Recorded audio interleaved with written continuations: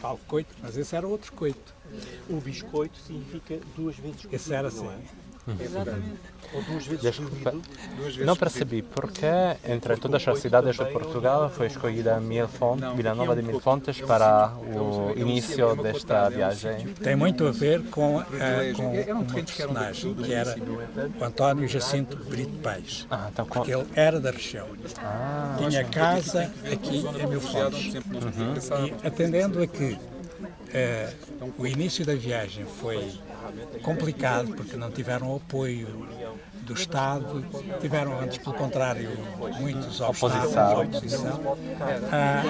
E sabendo o António Brito Paes, que era daqui, que tinha cá a casa, que havia aqui um bom espaço, uma planície onde os aviões podiam levantar, eles acabaram por escolher Vila Nova de Mil Fontes. Então transportaram de Amadora por aqui. Sim, eles vieram alguns dias antes da Amadora, porque a Amadora era o único campo de aviação em Portugal. Eles vieram cá para Vila Nova de Mil Fontes, ficaram aqui alguns dias, fizeram o batismo do pátrio e do pátrio que era o avião, aquele nacionalismo. E cá apanhar logo à noite. E portanto, Ora, muito bem, eu penso foram passados aqui até dia 7. estamos praticamente todos. Obrigado. Não percebi esta parte. Ele comprou a casa aqui após o início do voo. Sim. Isto é um pique, não estou a sentir. Estava bem gostar. Ora, muito bem. Sr. Quaresma, nós estamos aqui só a fazer uma coisa que não é adequada, é que estamos à sombra deste pinheiro. Não havia pinheiros na altura, havia só canas, mas sobretudo nós precisamos de ir se calhar para o sol para perceber depois como é que esta pista se prolonga sobre o oceano, não é? Minha pobre careca irá reclamar, mas se calhar é o melhor. Se calhar é o melhor, não é? Então vamos avançar uns passos mais, se não se importarem.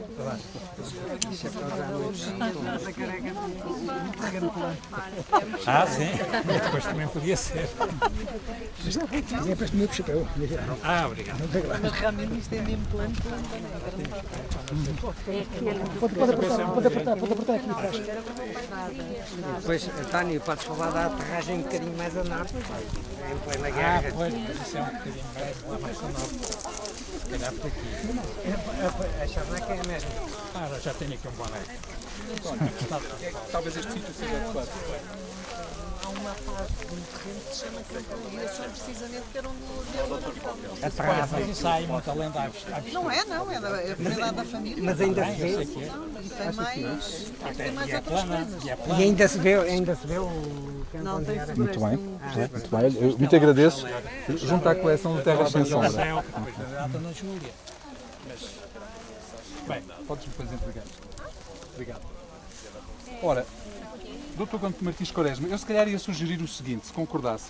Dava uma primeira explicação, depois eu sei que há aqui mais algumas histórias que algumas pessoas gostariam também de relatar a este respeito. Depois fazemos duas rondas de questões que possam eventualmente surgir, não é? Aqui, sobretudo, interessava-nos muito a topografia do local e até as circunstâncias porque é que ele foi escolhido, não é? António Jacinto Brito Paes conhecia bem Vila Nova de Mil Fontes. Tinha aqui casa, a família tinha aqui casa e sabia que existia aqui uma planície completamente desobstruída, sem árvores. Uma planície que em tempos tinha sido um campo de pastagem dos moradores de Vila Nova de Mil Fontes, chamado Coitos, porque era o couto ou coito do concelho, portanto um espaço de usufruto dos moradores que a certa altura passou a ser administrado pela Câmara e que mais tarde acabou por ser vendido. Hoje em dia, enfim, já não é do concelho. Portanto, ele sabia que havia aqui um espaço que era apropriado para o avião escolar com carga máxima. Eles levavam alguns depósitos a mais de combustível. E, portanto, ele naturalmente escolheu este sítio porque o conhecia bem. É uma planície que fica junto do mar. Nós podemos, olhando para Poente, podemos ver a presença do mar. É uma planície que tem cerca de 2 km. Portanto, apropriada para a deslocação. Na altura, os aviadores, quando decidiram que a partida fosse aqui em Vila Nova de Mil Fontes, eles vieram com o avião desde a Amadora, onde havia um único campo de aviação, e vieram para Vila Nova de Mil Fontes. Passaram aqui os últimos dias, fizeram os últimos testes, enfim, portanto, tudo aquilo que era próprio para prepararem a viagem. E houve um dia que fizeram aqui o batismo do avião. O avião estava estacionado aqui aproximadamente onde está a carrinha, um pouco mais para lá, e já nessa altura havia aqui estes valados de canas, e portanto as canas aparecem nas fotografias da época. Portanto, foi exatamente aqui.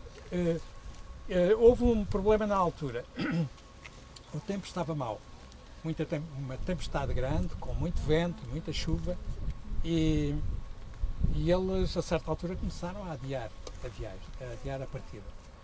Só que, como o avião estava aqui completamente a descoberto, com o temporal vindo de sudoeste, temporal forte, eles ficaram com receio de que o avião pudesse sofrer avarias graves. E então, no dia 7, mesmo com mau tempo, decidiram partir. Há uma descrição muito saborosa de Sarmento Peixe, no seu livro Portugal a Macau, que eu aconselho vivamente a que leiam.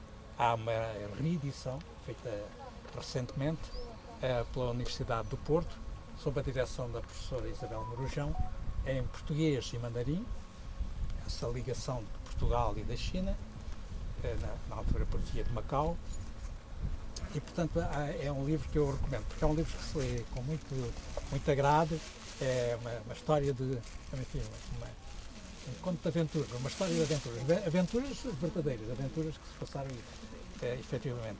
Portanto, aconselho vivamente que leiam esse livro, que teve agora a sua 4ª edição. Pronto, eu não iria dizer agora mais notas, esperaria, como disse o Sr. António.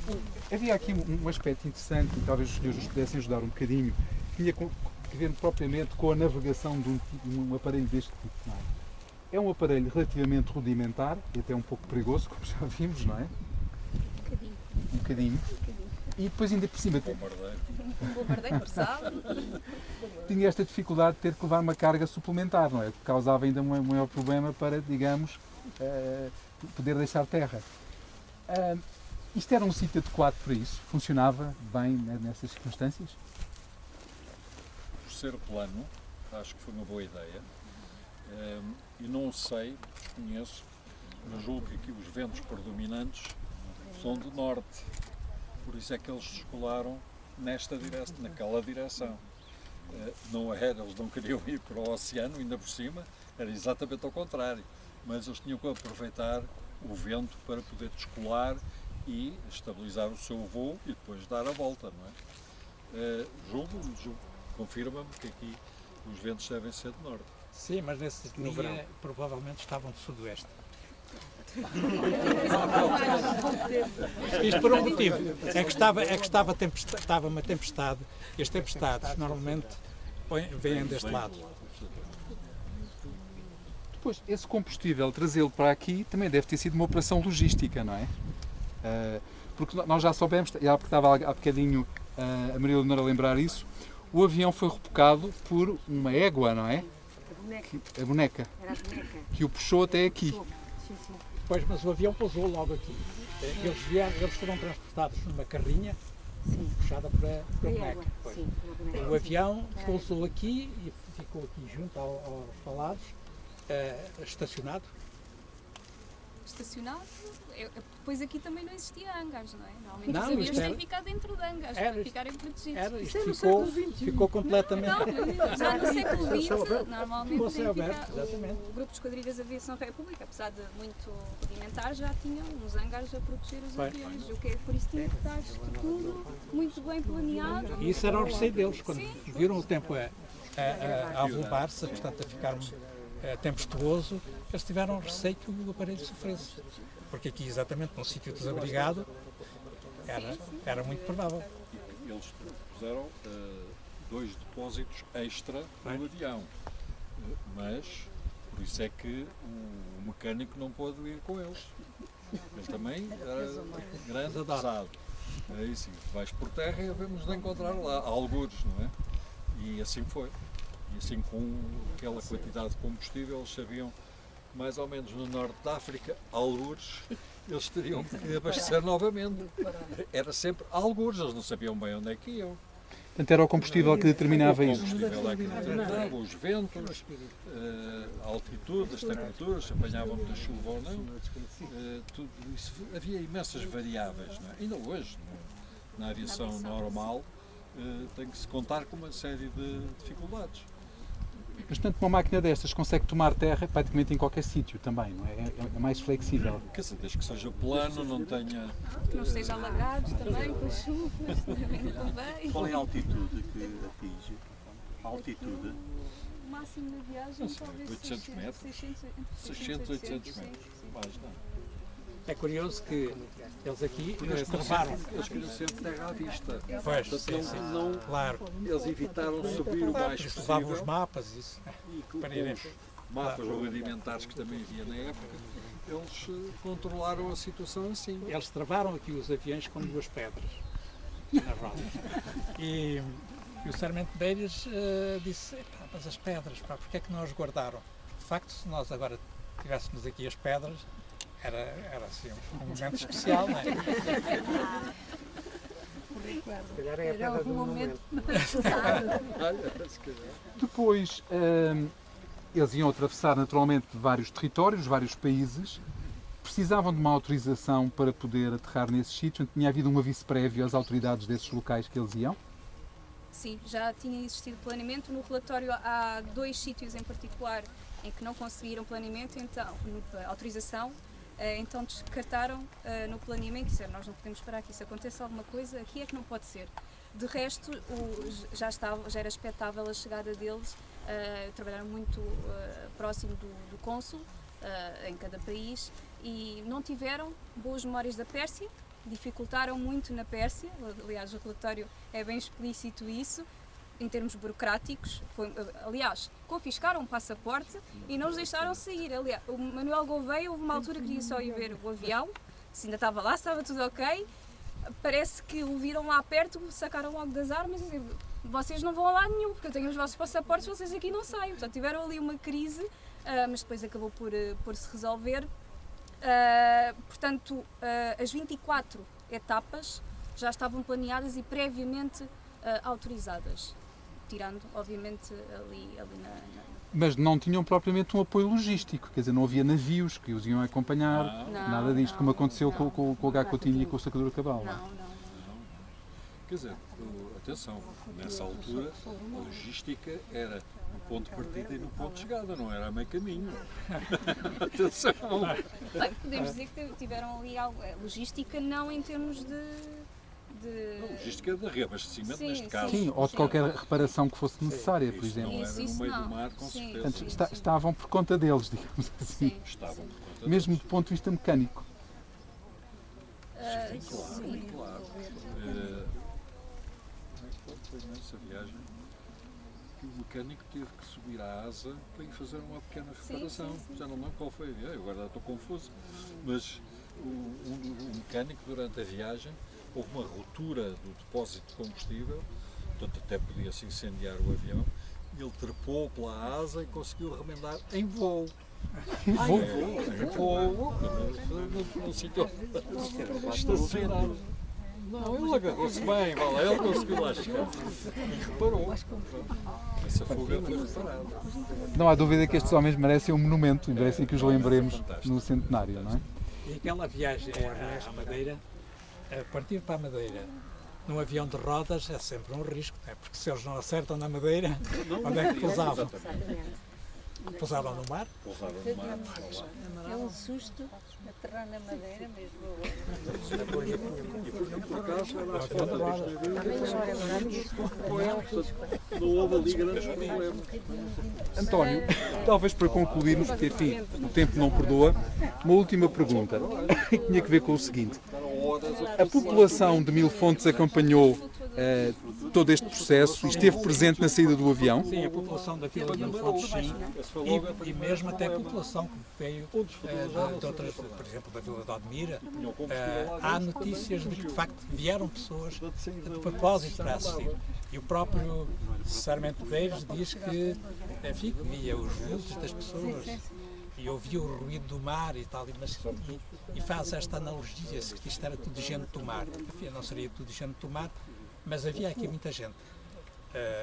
na altura, e, enfim, não há fotografias, pelo menos que eu conheça, desse, isso também foi ainda antes do amanhecer, e portanto terá sido por isso que não fizeram fotografias, mas havia muita gente, sim. Ora, muito bem, eu queria agradecer a todos, faz favor. Tiraram fotografias do avião e dos lugares nos quais pararam. Não tinha uma... Esta é uma viagem, comparando com a travessia do Atlântico Sul, é uma viagem um pouco, digamos, tecnológica. Na travessia do Atlântico Sul usaram o sextante, aperfeiçoado por Gacotinho, e aqui não, aqui eles levavam os mapas, iam observando o território e assim é que iam progredindo. Teríamos um grande patrimônio fotográfico hoje. Claro. Mas há o diário.